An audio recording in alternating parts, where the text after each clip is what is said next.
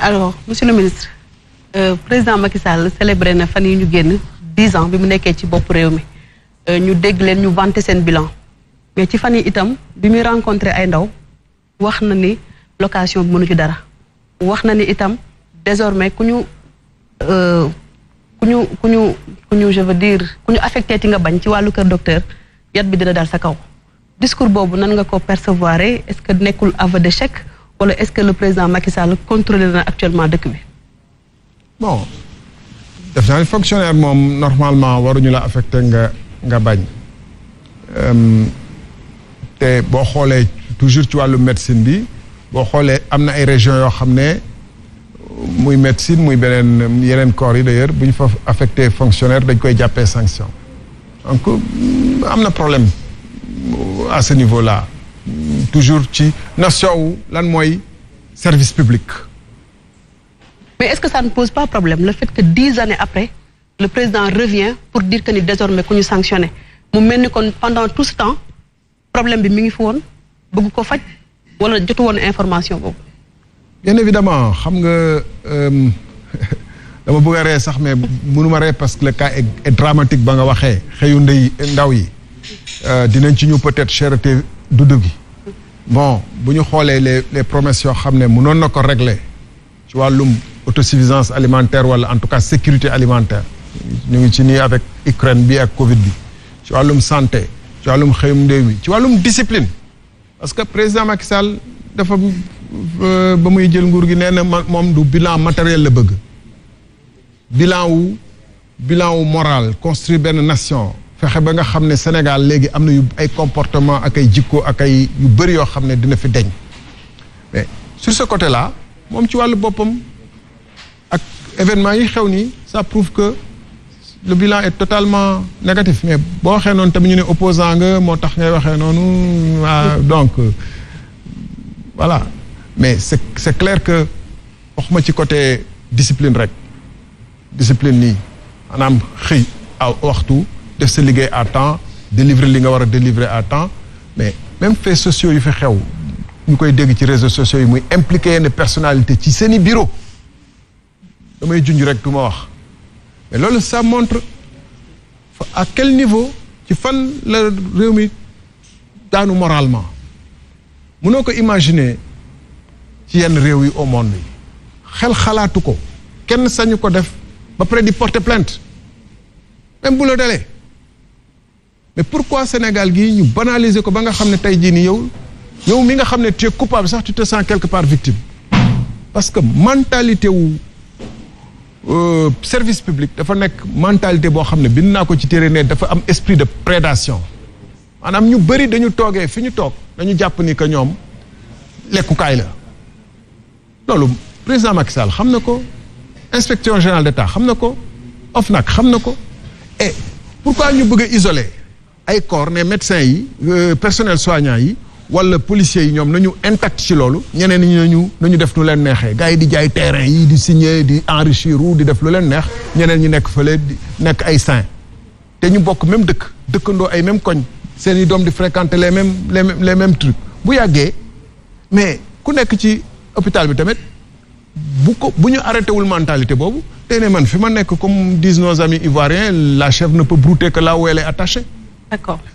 Donc c'est une mentalité de prédation qui domine notre pays là. Tant que yaa ngi convoqué Assemblée nationale ba sii di ñëw dina am lu ñu fa yóbbu pour wax nu ñu def ba yokk limu député yi alors aujourd'hui monsieur le ministre yokkum député boobu kan la profité. xam nga bu doon Assemblée nationale yokk nombre de députés yi day tax qualité wu Assemblée nationale tane duñ fi nekk di ne législature bu ñëw ñu ne moom mooy yées 12e législature dañu ne woon moom mooy yées mooy bu jeex en 2017 13e bi nar a jeex ci fan yi jàpp nañu mooy yées bu fi mus a jaar parce que dem nañu ba nga xam ne loolu tamit ci valeurs yi li ñuy wax dem na ba nga xam ne dañu banaliser ay saagante ci biir Assemblée nationale banaliser ay yeneen ay xeex pratiquement Assemblée nationale saa yu session bu ubbee ak saa yu séance plénière amee on s'attend à ce que mu am xeex xuloo pas ay débat d'idées donc yokk bi pour man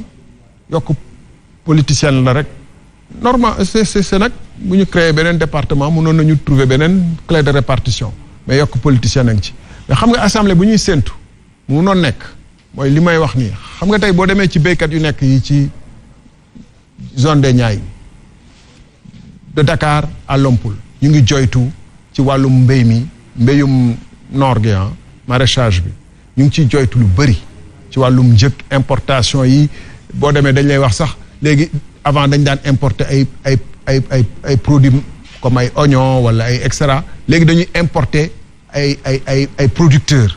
maanaam indien yi nekk ay sénégalais yu nekk vallée fële ci Waalo wala espagnol yu nekk Tassette et cetera ñu ngi importer massivement des producteurs ici ñoom mënutuñu liggéey. nga dem fu mel ni Joalo amuñu ndox nga dem fii Njar fii ci commune de Diender fii ci département de Thiès keroog jàpp nañ fi fukki xale lu tax parce que dañ doon ñaxtu toj forage parce que 14 forages mu ngi seen commune mais day alimenter Dakar ñoom yelloolu ñu ko benn question laata may delloowaat Khady ma terminer foofu rek bu ma ci bëgg a wax xam nga bu doon assemblée nationale député bi askan wi la fa nekkal du gis problème mu béykat yooyu gis problème mu population yooyu manqué ndox gis problème mu Joal bi nga xam ne 1 an robinet xellu fa après ñëw dinaan ñun député wu président la ñu budget bu muy voté loo moom la ñuy voté moo tax muy surinvestir ci yenn domaines yi nga xam ne amul impact comme ni ma ko wax sur l'indice de développement humain parce que indice de développement humain dañuy ne est-ce que am na ndox est-ce que am nga hôpital est-ce que am nga école mais duñ la laaj mukk est-ce que am nga hôtel Radisson Blu wala Dakar Arena wala Centre Abdou Diouf loolu bokkul ci indice de développement humain te xaalisu Sénégal fa la jëm te députés yi waxuñu ci dara. Donc voilà les débats que les députés doivent prendre en charge. Les débats que les députés doivent prendre en charge mooy miinu Sénégal yi naka la demee wala incident bi bu am muy répété wu mais qu'est-ce qui se passe ak qu'est-ce que le ministère a fait. dinañ ci ñëw xëy na après ak contenu local mais damay des foofu rek surtout ci question wu yokk député boobu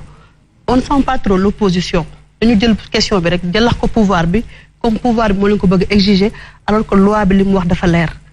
6 mois avant les élections kenn mënul laal loi bi lu dul mu am consensus alors tey aujourd'hui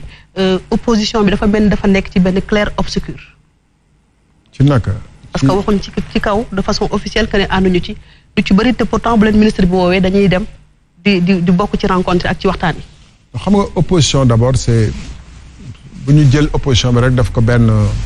dànk nii benn jàll parce que opposition dafa bëri ay gis-gis ci wàllum yokk nombre de députés yi président de la République dafa jël ay dogal nu muy répartir députés yi par exemple ci département yi kooku opposition bi néew nañu ci d'accord nga xool ni département bi dama ko nar a gagner par exemple yaakaar naa ni dama koy gagner je prends un exemple rek Kër Massar ma amee fa lu bëri département bu ma foog ni dama ko nar a perte comme à l'époque Thiès nga def nombre bu tuuti tey yaakaar naa ni mun naa ko gagner ma yokk nombre bi loolu opposition bi d'accord aussi. pourtant bu leen ministre bi woowee dañuy dem wuy ji. ci discussion yi et ils le disent mais en plus xam nga problème bi ma am mooy les problèmes institutionnels et de la nation du problème opposition kese c'est le problème de la nation c'est-à-dire que war nañ ci dégg le professeur d'université war nañ ci dégg le médecin bu ñu doon wax léegi war nañ ci dégg le journaliste mais pourquoi les journalistes ne font pas des analyses poussées sur ces questions wane qu'est-ce qui se passe ailleurs ici non bu ñu leen sànnee xeer bu ngeen ñu sànnee xeer ñu kii bu ñu leen sànnee xeer ngeen commencer tout de suite défendre quoi on le fait ñu tamit on le fait le débat est clos on le fait alors laata ñuy dem de l'autre côté monsieur le ministre dama bëggoon nga leeral ma lenn rek parce que depuis sànq bi ñuy wax ci affaire hôpitaux yi ci sama dégg-dégg bu gàtt j'ai l'impression que da nga bëgg ne que sanction yi warul yam ci ñi ñu ko yamaleegum ak limogeage yi xëy na war na egg ba